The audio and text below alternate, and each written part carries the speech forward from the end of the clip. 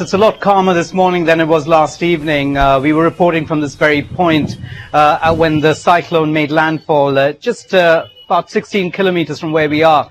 And with intense strong winds and rain, it was quite hard to stay outside, stay on our feet. There was debris flying all around.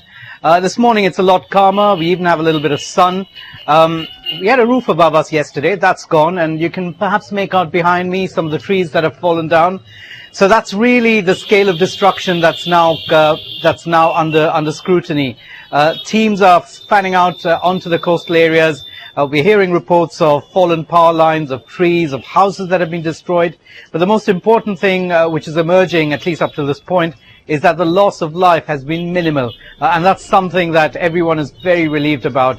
And they believe that the reason that's the case is because of the mass evacuation that took place before the cyclone hit.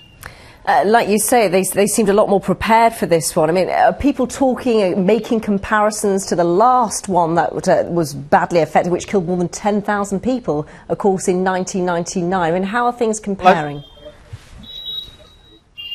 Well, I think you said that right away. More than 10,000 killed in the 1999 cyclone. The figures we've got so far are between 5 and 7. So it could well increase as we learn or we get more reports from the worst affected areas along the coast. But I think it's fair to say that the scale of destruction is considerably lower when you compare it to the one in 99. And the intensity of the cyclone was almost as powerful as the one that hit us back then.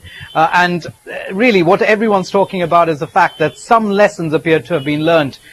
There was a massive attempt to evacuate people living along the coast. Many who were reluctant to leave, they were afraid of leaving their property, they weren't sure of what to expect, but the message got out to them. The authorities saying that it was very, very important to save lives. They could deal with loss of property, they could deal with loss of livelihood, they could rebuild all of that, but it was very, very critical that they got these people into a secure, safe place. And to some extent, that appears to have been possible.